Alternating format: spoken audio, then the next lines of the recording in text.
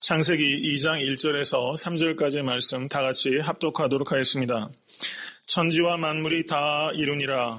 하나님의 지으시던 일이 일곱째 날이 이를 때에 마치니 그 지으시던 일이 다음으로 일곱째 날에 안식하시니라. 하나님이 일곱째 날을 복주사 거룩하게 하셨으니 이는 하나님이 그 창조하시며 만드시던 모든 일을 마치시고 이날에 안식하셨음이더라. 아멘. 프랑스 혁명을 다들 아시죠? 프랑스 혁명을 이끌었던 그 혁명 지도부가 국민의 노동량을 증대시켜서 국부를 확장하기 위해서 그 전에 6일이라고 하루를 쉬던 그와 같은 스케줄을 바꿔서 국민 전체에게 9일 동안 일하고 하루를 쉬도록 그렇게 인위적인 스케줄로 그 혁명 지도부가 프랑스 국민들에게 압력을 가했던 것입니다.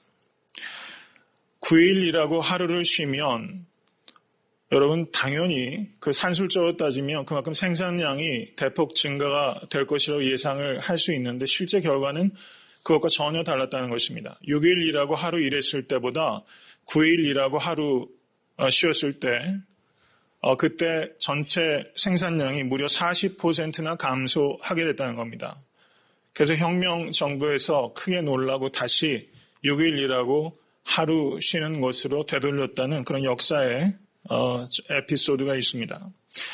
하나님께서 6일 동안 천하 만물을 말씀으로 창조하시고 이제 일곱째 날에 하나님께서 안식하셨다고 기록하고 있습니다. 이것은 모든 면에 있어서 사람이 6일을 일하고 하루를 쉬는 것이 영적으로나 그리고 실질적인 면에서 그것이 가장 인간에게 유익하기 때문에 하나님께서 그와 같은 질서를 우리에게 주셨다라는 것을 받아들이실 수 있기를 간절히 바랍니다. 이것이 비단 인간에게만 국한되는 것이 아니라 동물에게도 마찬가지란 사실입니다. 그래서 동물을 연구하는 사람이 나귀를 통해서 연구를 했습니다. 일주일에 하루도 쉬지 않고 계속 나귀를 일을 시켰더니 나중에는 그 지친 나귀가 하루에 15마일 정도 평균적으로 그 정도밖에 짐을 나르지 못했다는 것입니다. 또 반대쪽에서는 일주일에 하루를 꼬박꼬박 쉬게 했더니 이 나귀들은 나중에 하루에 평균적으로 30마일 정도를 짐을 옮길 수 있었다는 것이죠. 일주일에 하루를 쉰 나귀가 거의 곱절에 가까울 정도로 생산력을 나타내고 있다는 사실입니다. 그리고 또 하나 대단히 재미있는 것은 비단 이 6일 일하고 하루 쉬는 이 생체의 리듬, 삶의 리듬, 창조의 리듬이 비단 생물 세계에만 국한되는 것이 아니라 예술 세계에서도 이 원리가 적용된다는 것을 제가 듣고서 매우 흥미로웠습니다. 무슨 얘기인 거 아니? 한국의 국립중앙박물관이라는 곳을 다들 아실 거예요. 국립중앙박물관에 박물관장으로 섬겼던 최순우 씨라는 분이 있습니다. 이분이 어떤 이야기를 했냐면 예술 작품들도 일정 기간 동안 휴식을 취하지 않으면 예술적인 가치를 잃어버리게 된다라는 이야기를 이 박물관장이 했어요. 근데 이 사람만 이런 이야기를 한 것이 아니라 프랑스의 앙드라 말로라는 화가가 있는데 이 사람이 또 이렇게 주장을 했습니다. 모나리자의 아름다움을 오래도록 감상하고 싶다면 모나리자를 석 달 동안 전시한 다음에는 석 달은 쉬도록 해줘야 한다. 이렇게 이 프랑스의 화가가 이런 주장을 했다고 합니다. 아마 그 예술 작품을 전시하는 사람들도 이런 부분들을 염두에 두고 있는 것 같아요. 저도 매스컴을 통해서 좀 들은 적이 있는 것 같습니다. 제가 드리는 말씀은 6일 일하고 또 하루를 휴식하는 것이 비단 인간에게만 국한된 원리가 아니라 모든 자연세계, 심지어 무생물의 영역에까지 이 원리가 광범위하게 적용되는 이 원리라는 사실을 우리가 받아들여야 된다는 사실입니다. 근데 가만히 한번 성도님들 되돌아보실 수 있기를 바랍니다. 이렇게 이것이 수학 공식처럼 너무나 명확한 사실인데 과연 우리들은 얼마만큼 실질적으로 안식하는 데 성공하고 있는가? 그것에 대해서 우리가 묻게 되면 우리가 의외로 안식을 잘 못하는 사람들이 많이 있어요. 특별히 현대인들은 이 안식을 잘하지 못합니다. 우리가 살아가는 시대는 이전의 시대와는 비교할 수 없을 정도로 엄청난 속도로 진행이 됩니다. 불과 100년 전만 해도 마차가 다니던 시대입니다. 요즘에 제일 빠른 그 항공기가 어떤 건지 모르겠지만 한때는 프랑스의 콩코드기가 제일 빨랐다고 이렇게 얘기를 하죠. 근데 마차를 타고 다니던 시대보다 콩코드를 타고 다니면서 이동하는 시대에 사람들이 훨씬 여유를 갖지 못한다는 이 아이러니. 속도가 엄청나게 증가가 되고 효율성이 강조가 된 시대를 살고 있음에도 불구하고 전 세계가 이제 일일 생활권 안으로 들어온다고 얘기를 할 수 있을 만큼 그런 시대를 살고 있음에도 불구하고 우리가 역설적으로 여유를 굉장히 잃어가고 있다는 사실을 우리가 봐야 됩니다. 세상의 모든 일들이 속도 경쟁입니다. 요즘 전자제품들 그 IT 산업에서 나오는 것을 보시면요. 갤럭시 이름도 모르겠어요. 갤럭시 S2인가요? 넥서스 그다음에 갤럭시 노트 계속 물건이 1년에도 몇 차례씩 이렇게 나오면서 그 속도 전쟁입니다. 몇 달만 뒤처지면 그냥 따라잡히고 중국이 엄청난 속도로 따라오고 있어서 앞서가는 속도가 채 1년이 안 된다고들 많이 하지 않습니까? 그 강박증이 있습니다. 조바심이 있습니다. 그래서 안식한다는 것 자체가 천천히 간다는 것이 곧 실패를 의미하는 시대를 살고 있고 그리고 안식하고 휴식한다는 것이 조바심을 느끼게 되고 또 심하면은 쉰다는 것에 대해서 죄책감을 느끼게도 되는 그런 시대에 우리가 분명히 살고 있다는 사실입니다. 그 피에르 쌍소라는 사람이 쓴 이 사람의 이름은 좀 생소하실 텐데 책은 아마 좀 익숙하실 것 같습니다. 이 사람이 쓴 책에 느리게 산다는 것의 의미라는 책이 있습니다. 느리게 산다는 것의 의미. 여기에서 주장하고 있는 바는 한 가지입니다. 간단히 말씀을 드리면 현대 문화의 가장 큰 비극은 안식의 상실이다. 이렇게 바르게 지적했습니다.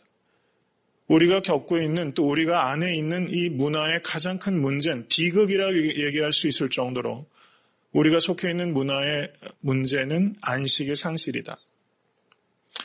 바른 지적이라고 생각합니다. 그러면 반대로 현대 문화의 구원은 무엇인가? 그것은 안식의 회복에 있다. 이렇게 말할 수 있습니다. 이 사람이 이야기한 것이 우리가 오늘 읽은 성경적인 의미에 있어서의 비블리컬한 센스로서의 안식의 회복을 이야기한 것은 아닐지도 모릅니다. 그렇지만 안식을 잃어버리고 안식에 대해서 죄책감까지 느끼는 이 속도 전쟁이 벌어지는 이 현대사회에 이 안식의 의미를 가리킬 수 있는 곳이 어디 있겠는가? 그것은 교회밖에 없습니다. 그래서 오늘 말씀을 통해서 우리가 참된 안식의 의미가 무엇이고 그 목적이 무엇이고 어떻게 안식을 우리가 누리게 될 것인가? 이 차원을 우리가 말씀을 통해서 깊이 생각하고 우리 한 분 한 분이 안식을 누리고 또 애타한테 섬기는 교회가 참된 안식이 있는 교회로 세워질 수 있기를 간절히 바랍니다. 내가 안식을 누리지 못하는데 어떻게 주 안에서 안식을 우리가 나가서 전도할 수 있겠습니까? 우리가 서로 하나 돼서 사랑하지 못하면서 어떻게 예수 그리스도의 사랑을 이야기할 수 있겠습니까? 그렇기 때문에 우리가 이 안식에 대해서 이해하고 안식을 누린다는 것은 전도와 선교하는 데 있어서도 매우 기본적인 전제가 되고 있다. 이렇게 볼 수 있다는 것입니다. 창세기 2장 1절에서 3절로 되돌아갑니다. 2절을 보시면 거기에 일곱째 날이라는 말을 하고 있습니다. 두 번에 걸쳐서 일곱째 날. 그리고 2장 3절에서도 일곱째 날이라고 반복하면서 일곱째 날의 굉장한 강조를 지금 성경 기자가 하고 있다는 겁니다. 그리고 2장 2절 제일 마지막에 안식하시니라. 이 안자가 편안하다 할 때의 안자고 식자는 쉴 식입니다. 편안히 쉬다. 하나님께서 편안히 쉬셨다. 번역대로 하면 그렇게 말할 수 있고 영어는 God rested 아마 이렇게 번역을 했을 것 같은데요. 하나님께서 rest 하셨다. 휴식하셨다. 이렇게 번역을 했습니다. 이 의미가 도대체 무슨 의미입니까? 하나님께서 그러면 6일 동안 창조하시고 일곱째 날에는 아무것도 안 하셨는가? 그리고 그 후로 계속해서 일주일의 하루는 하나님께서 베이케이션 가시는가?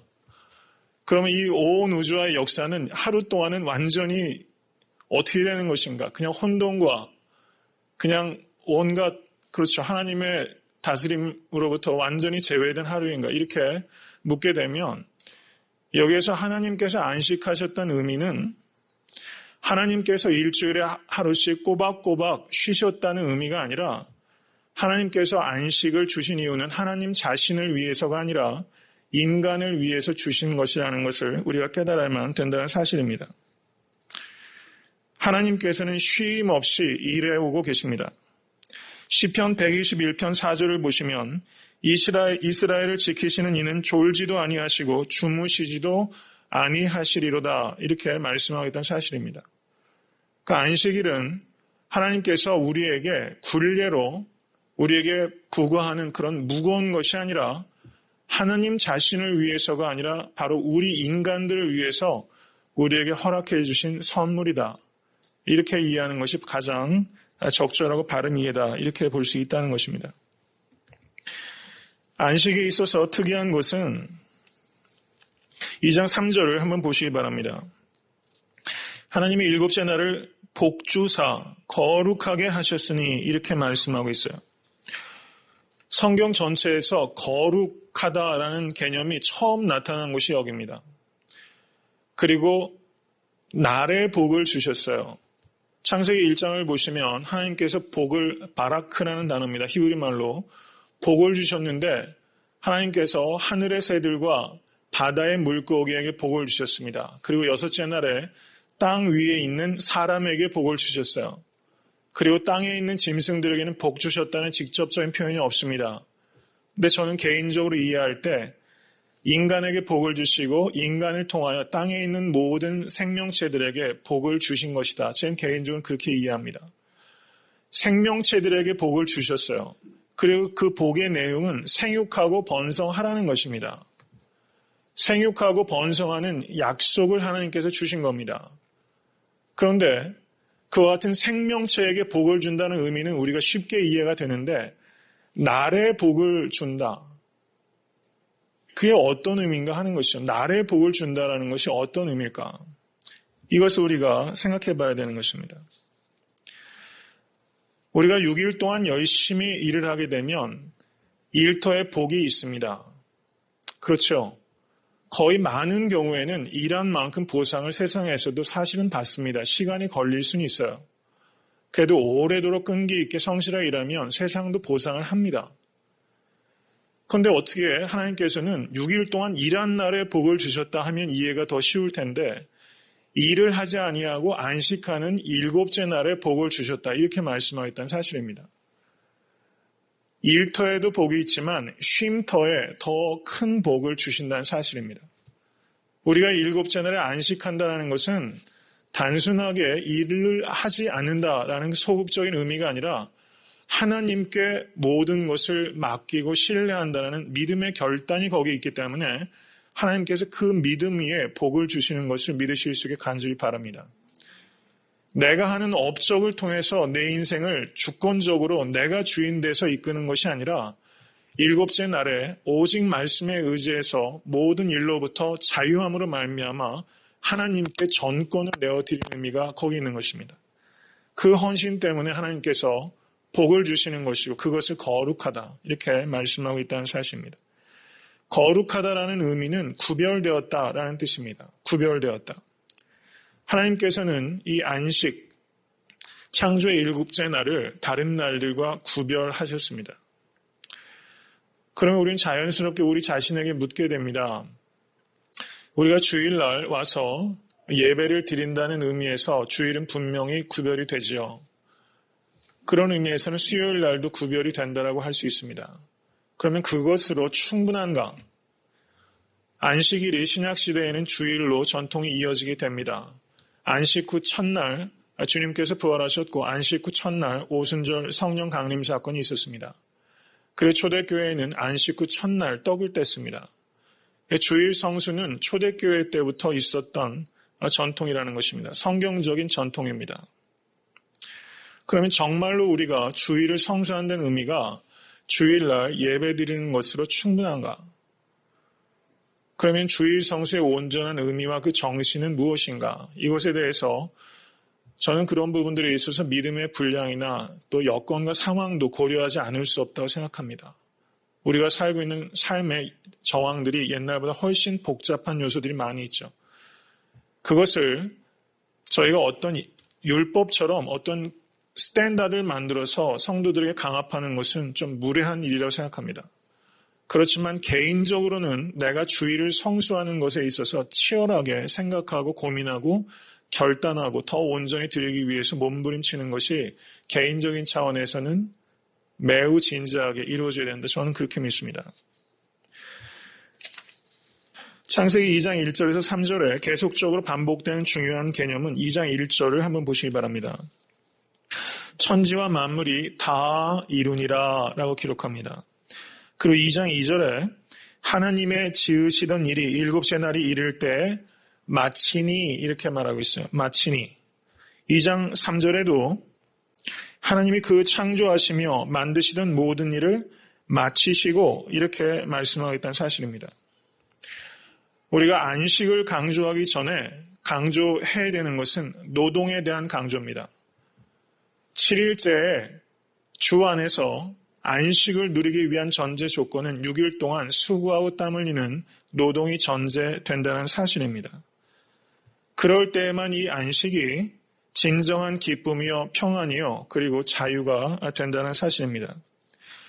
노동의 의무를 강조하지 않고 안식만을 주장한다거나 노동만을 강요하면서 안식을 소홀히 하는 것은 불건전하고 불경건한 것입니다. 그래서 열심히 수고하는 일과 주 안에서 믿음으로 온전히 안식하는 이 두 가지는 같이 더불어 강조되어야 되는 가치라는 것을 기억하실 수 있게 되기를 바랍니다. 이민 생활을 하시면서 가만히 성도님들 삶의 여러 가지 정황들을 이렇게 보면 한국에서 공부하셨던 것 전공 살려서 직장 생활 하고 계시는 분 많으세요? 한국에서 경험하셨던 것, 직장 경험하셨던 잡을 여기에서 그대로 하시는 분들은 정말 손에 꼽을 겁니다.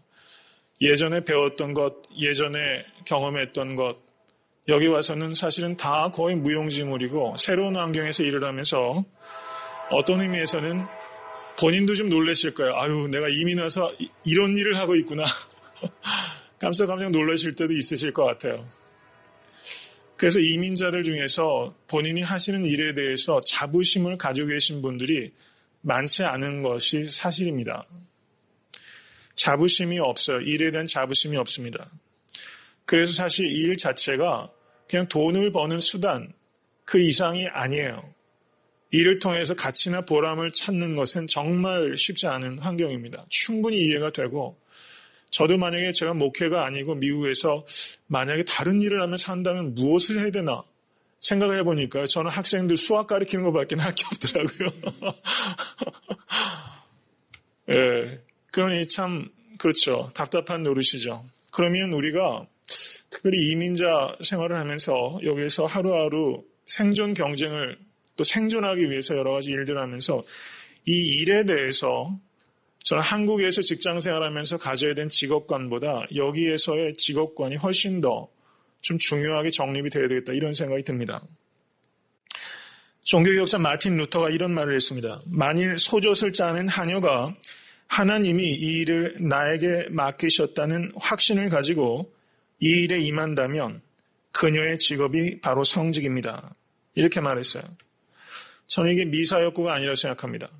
소젖을 짜는 하녀라도 그 안에서 하나님의 소명이 있고 그 일을 통해서라도 하나님께 기쁨을 드리고 하나님을 증거하고 또 사람을 섬길 수 있다면 그럴 수 있는 일 아닙니까? 그렇다면 그 일이 성직이다. 그리스도인들에게 정말 중요한 것은 어떤 직업을 갖느냐 하는 것보다 어떤 직업관을 갖느냐 하는 것입니다. 정말 이 부분은 우리 젊은이들이 깊이 생각해야 된다고 생각합니다. 어떤 직업을 사실 갖느냐 여기에 우리가 올인하고 있어요. 연봉이 높으냐 얼마 주느냐 사실 그거 하나 아닙니까? 냉정히 따지면 그거 하나 가지고 우리가 사실은 여러 가지 얘기들을 하고 있죠. 그런데 어떤 직업을 가지고 있느냐 하는 것보다 어떤 직업관을 가지고 있느냐 저는 그런 사람들이 세상을 바꾼다고 믿습니다. 직업을 바꾸는 사람은 어떤 직업관을 가지고 있느냐 어느 미국 교회에서 그 교회를 소개하는 동영상을 보여주면서 그 보통 교회에서 자기 교회를 소개할 때 되면 교회에서 예배를 드리는 모습으로 동영상이 시작됩니다. 그런데 그 미국 교회는 특이하게 월요일에 성도들이 직장에 나가시는 모습을 스냅으로 찍어서 그것을 쭉 편집했어요. 학교 교사는 학교로 가는 일을, 그리고 여타 등등 직장과 마트와 일터로 그리고 학교로 가는 모든 정황들을 스냅으로 찍어서 그 성도들의 직업을 소개를 했어요. 그리고 그 밑에 그렇게 했습니다. 우리는 월요일부터 이렇게 일터에 가서 일하기 시작합니다. 이렇게 교회를 소개하기 시작합니다. 그리고 제일 마지막에 교회에서 예배 드리는 장면이 나타납니다. 그리고 제일 마지막에 그 밑에 이렇게 나왔습니다. 그리고 이들이 주일에 교회로 와서 이렇게 예배를 드립니다. 이렇게 적은 거예요. 저는 이것을 글을 통해서 보면서 굉장히 공감이 되더라고요. 이 교회는 적어도 직장 생활이 사역의 현장이라는 것을 명확하게 가르치고 있는 겁니다. 직장이 사역의 현장이다. 그리고 직장이 예배의 장소다. 도서관이, 직장이 예배의 연장이다. 사실상 교회에서 그거를 가르쳐야 되는데 우리 교회도 이런 부분에 있어서는 아직은 굉장히 미흡하다고 생각합니다. 그렇게 할 수 있는 날이 오겠죠. 직업관에 대해서도 충분히 얘기하고 그런 그 세미나 같은 것도 할 때 올 거라고 생각합니다. 성도님들께서 지금 하시고 있는 일들에 얼마만큼 자존감을 가지고 계십니까? 그것을 사역지라고 여기실 수 있게 간절히 축원합니다. 내가 그곳에 파송된 선교사다. 그런 의식을 가질 수 있게 간절히 바랍니다. 저는 어떤 의미에서는 멀리 먼 나라로 선교지로 가서 선교사로 헌신한 이들도 참 훌륭하지만 다른 사람들이 알아주지 않는 작고 그리고 큰 보상이 없는 직장을 선교지라고 여기면서 일하는 선교사. 저는 그 선교사의 마음이 결코 작은 헌신이라고 생각하지 않습니다. 여러 성도님들이 어떤 일을 하시든 그것을 정말 성직처럼 여기고 제가 말씀드렸죠. 오리 인생이 되지 말고 심리 인생이 되는 좀 바보가 되자. 그리스도인들이 좀 바보가 될 필요가 있는 세상이 갈수록 더 되는 것 같아요. 세상 사람들이 감동하지 않을 가능성이 더 높습니다.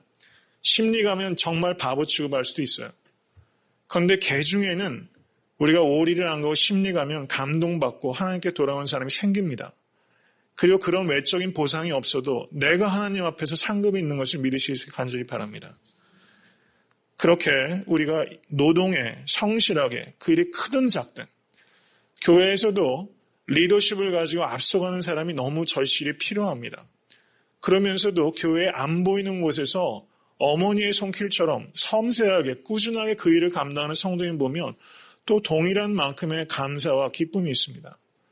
교회에서 사역하실 때도 직분의 크기 생각하지 마시고 일의 크기로 생각하지 마시고 내가 그 일을 어떤 마음으로 하고 있느냐. 세상 사람들은 그 일이 얼마만큼 대가가 주어 샐러리 가지고 판단하지만 하나님께서는 그 일을 대하는 사람들의 마음을 통하여 보생하시는 것을 기억하실 수 있게 간절히 바랍니다. 왜 안식하지 못하는가? 그거는 불신이 있기 때문입니다. 하나님을 근본적으로 신뢰하지 않기 때문입니다. 아니 전적으로 하나님을 신뢰하는데 아직은 미흡한 분이 있기 때문에 우리가 완전히 안식하지 못합니다. 그리고 그 불신이 불안으로 이어지고 있습니다. 광야에서 이스라엘 백성들이 만나를 주셨을 때 하나님께서 분명히 6일 동안만 거두라고 했는데 불안한 사람들이 어떻습니까? 노예 생활하면서 제대로 못 먹었잖아요. 그래서 어때요? 안식일에도 또 만나를 주스러 가니까 이내 썩어버리고 말하지 않습니까? 우리가 안식일에도 만나를 따라오는 경우가 너무 많다는 거예요. 전적으로 의지할 수 있게 될 주님의 이름을 간절히 축원합니다. 그래서 주님께서는 안식일 예비일에 금요일에는 2배로 주셨습니다. 그리고 안식년에는 이스라엘 사람들에게 농사를 짓지 못하게 했습니다. 50년째 되는 것을 희년이라고 합니다. 근데 49년은 안식년, 매 7년마다 안식년입니다. 그러니까 49년째도 안식년이요. 50년째는 희년이기 때문에 2년 동안 농사를 못합니다. 한국에서도 불과 몇십 년 전만 해도 보릿고개 가지고 얼마나 고생을 했는데요.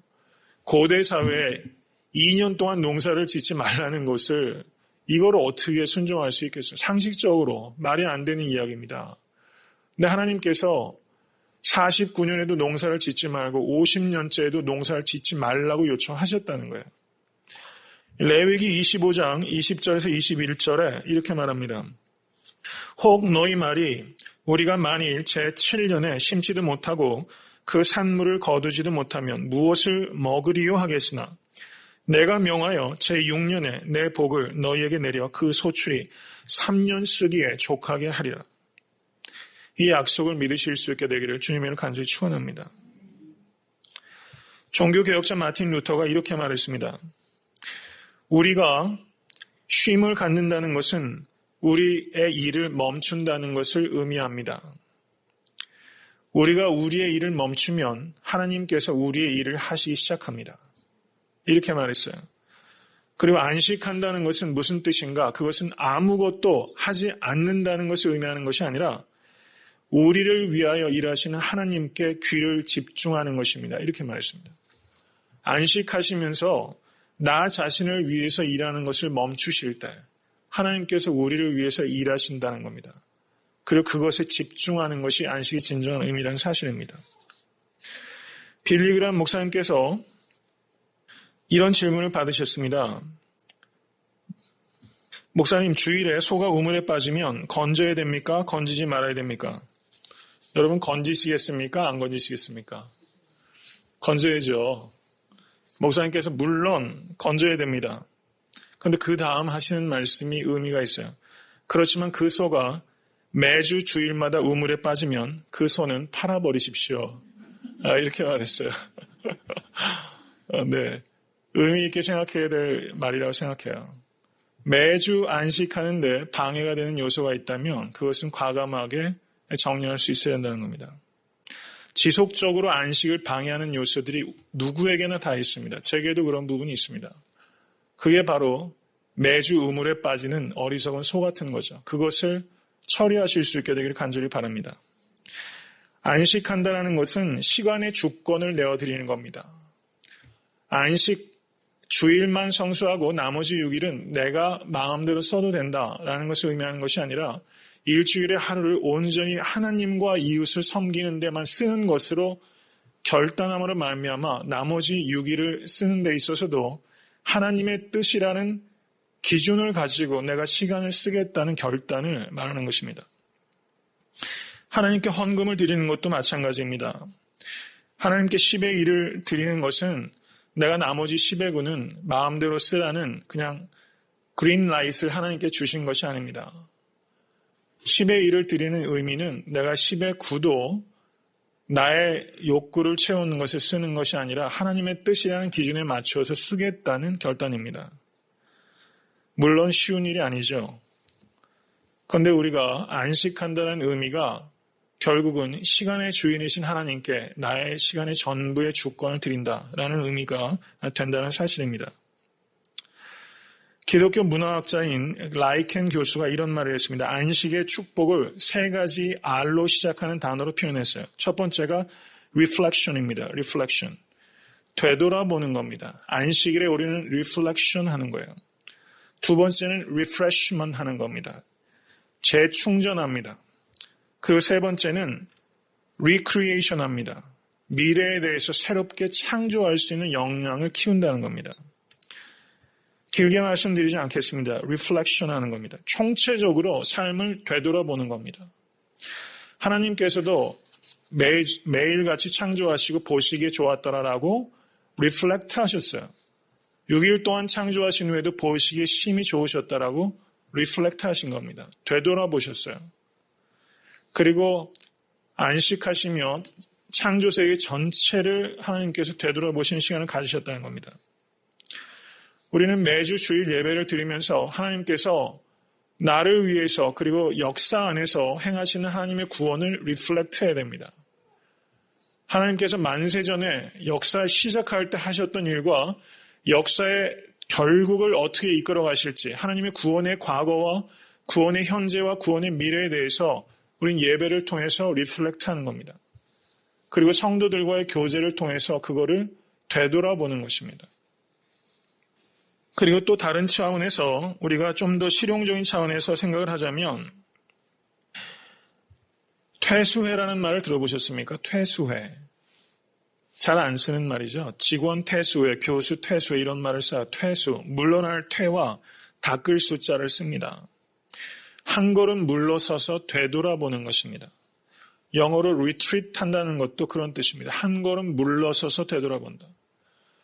우리가 일주일에 한 번씩 물러서서 자신의 삶을, 일주일의 삶을, 그리고 지금까지의 삶을 되돌아볼 수 있는 시간이 있어야만 됩니다. 생각할 수 있는 시간이 있어야 되는 것입니다. 그렇게 리플렉션 하실 수 있기를 간절히 바랍니다. 그 다음에 refreshment이 필요합니다. 쉼표가 필요합니다. 여러분 악보에 쉼표가 없는 음악을 노래한다면 얼마나 고통스럽겠습니까? 예수님께서 마가복음 6장 30절에 31절에 제자들이 전도 여행을 다녀옵니다. 그때 예수님께서 제자들에게 이렇게 말씀합니다. 너희는 따로 한적한 곳에 와서 잠깐 쉬어라. 이렇게 말씀하셨어요. 전도 여행을 다녀온 제자들에게 한적한 곳에 가서 잠깐 쉴 것을 주님께서 요청한 겁니다. 사역과 휴식의 균형이 반드시 필요하다는 겁니다. 이 밸런스를 주님께서 강조하신 겁니다. 우리는 사람을 섬기는 목적으로 하나님께서 이 땅에 보내셨습니다. 근데 사람을 잘 섬기기 위해서는 사람들로부터 떠나는 것이 필요하다는 것을 기억하실 수 있게 간절히 바랍니다. 잘 섬기기 위해서 떠나야 됩니다. 우리가 변화산 위로 가는 이유는 변화산 아래에 있는 사람들을 섬기기 위해서입니다. 베드로가 예수님께 여기가 좋사오니 했지만 예수님께서는 그걸 거절하셨죠. 근데 변화산 위의 시간이 필요합니다. 종종 필요합니다. 그렇지만 그 시간은 변화산 위에 있는 것이 목적이 아니라 변화산 아래에 있는 사람을 섬기기 위함이라는 사실입니다. 이것을 리프레시만 한다고 이야기하는 것입니다. 여러분 화살을 한번 당겨보셨습니까? 화살을 오래도록 그리고 강력한 화살을 날리기 위해서는 이 활을 이렇게 구부려 놓았다는 것을 펴놓는다고 합니다. 펴놔서 다시 쓸 때 그것을 구부려서 끈을 매면 훨씬 힘찬 화살을 날려보낼 수 있다는 것이죠. 이렇게 휴식을 취해줘야지만이 강력한 화살을 날릴 수 있게 된다는 사실입니다. 작년에 영국의 존 스타트 목사님, 여러분 많이들 아시죠? 존 스타트 목사님 복음주의 진영의 정말 거장입니다. 제 개인적으로 너무 그분 책을 많이 제가 사랑한다고 표현하면 좀 뭐하지만 정말 너무 제겐 개인적인 멘토신데요. 그 존 스타트 목사님이 정말 좋은 책들을 많이 남기셨지만 그분이 또 어떤 연구의 조예가 깊으셨냐면 평생 독신이셨어요. 제가 독신의 기회를 잃어버렸습니다.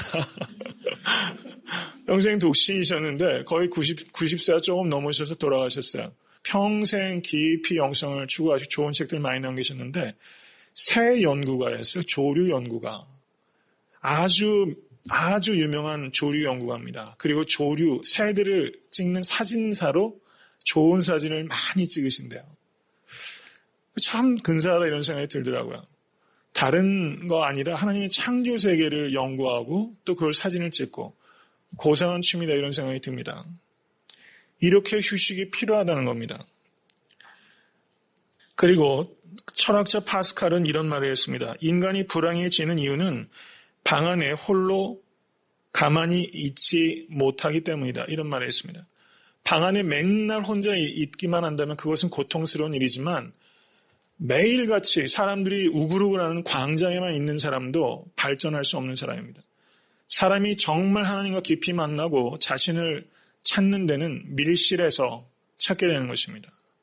위대한 사람은 밀실을 겪고 밀실을 견뎌내는 사람이 위대한 지도자가 된다는 사실입니다. 홀로 안식하실 때 고독할 수 있는 고독의 시간을 가지실 수 있기를 간절히 바랍니다. 히말라야 같은 산에 올라가면 공기가 희박해서 숨쉬기가 매우 어렵습니다. 그런데 사람들과 같이 숨쉬는 공간이 아니라 나 홀로 히말라야 같은 높은 산에서 희박한 공기를 호흡하듯이 나 혼자 호흡하는 시간이 필요하다는 것입니다. 이것이 안식에 있어서 매우 중요한 요소라는 겁니다. 고독한 시간을 찾아야 됩니다. 볼링 좋아하세요? 제가 볼링 말씀을 드리는 이유는 볼링이 지금 볼링 핀이 10개죠. 그런데 그게 약간 삼각형, 역삼각형 모양같이 되어 있지 않습니까? 그런데 이 볼링의 룰과 핀 10개를 게임 룰을 만든 사람이 누군지 혹시 아십니까? 종교개혁자 마틴 루터가 만든 겁니다. 깜짝 놀랐어요. 아니, 캐톨릭과 싸움하느냐고 정말 목숨이 어떻게 될지 모르고 그렇게 종교개혁을 이끌었는데 언제 이렇게 볼링을 치셨는지 볼링을 칠 뿐만 아니라 게임 룰을 다 만드셨다는 게 너무 재밌더라고요. 볼링 좋아하시는 분은 아무 죄책감 없이 많이 치시기 바랍니다. 쉴 줄 안다는 겁니다. 그리스도인들은 놀 줄 알아야 됩니다. 놀이라는 우리말이 놓인다라는 말에서 연관이 된대요. 놓일 줄 알아야 됩니다. 근데 매번 노는 게 아니라 간혹 종종 놓일 수 있어야 됩니다. 가끔 놀고 열심히 일하고 할 수 있는 일들이 성도님들 삶 가운데 있으실 수 있길 간절히 바랍니다. 그 다음에 세 번째는 recreation입니다. recreation. 안식할 때 재창조를 할 수 있습니다. 그래서 한 신학자는 안식을 창조적 과로다 이런 표현했어요. 창조적 과로다. 그냥 아무것도 안 하는 것이 아니라 안식을 통해서 재창조할 수 있는 그런 그 비전과 역량을 키운다는 겁니다. 고대 사회에서 그 사람들이 나눈 벽화들이 어디에서 주로 발견됩니까? 뙤약반 밑에서 발견되는 것이 아니라 동굴 속에서 발견됩니다. 비 오는 날 밖에 뛰어다니지 못할 때 동굴에 갇혀있던 사람들이 동굴에 벽화를 남기지 않습니까? 문화는 그렇게 만들어지는 것입니다. 쉴 때 문화가 만들어지게 된다는 사실입니다. 이스라엘의 정체성은 무엇인가? 안식일입니다. 그럼 그리스도인의 정체성은 무엇입니까? 주일입니다. 이스라엘 사람들이 전 세계에서 학계, 정치계, 금융계, 문화계 안 잡고 있는데 하나도 없어요. 가장 창의적인 민족이라고 누구든지 공감할 겁니다. 저는 왜 그게 가능했나? 그것은 그 사람들이 안식할 줄 알기 때문이라고 생각합니다. 안식할 때 하나님의 창조주의 질서를 따라갈 때 창의력이 생기게 되는 것입니다. 말씀을 맺습니다. 세 가지 S에 성공하실 수 있게 되길 바랍니다. 저를 한번 따라해 보시기 바랍니다. Small, slow, simple. 삶의 규모를 작게, 삶의 속도를 천천히, 그리고 삶의 방식을 단순하게 해야 됩니다. 그래야지 안식할 수 있습니다. 삶의 규모를 한없이 크게 하고 삶의 속도를 계속 증진시키고 그 삶을 복잡하게 만들면 안식할 수 없습니다. Small, slow, simple. 이 세 가지를 기억하셔서 이런 삶을 추구하실 수 있기를 간절히 바랍니다. 그렇게 되면 잉여의 시간과 잉여의 물질이 생깁니다. 그래서 그 잉여의 시간과 물질로 하나님을 더 온전하게 섬기고 연약한 지체들을 섬길 수 있는 길이 우리 가운데 열리게 될 것입니다. 참된 안식에 성공하실 수 있게 될 주님의 이름을 간절히 축원합니다.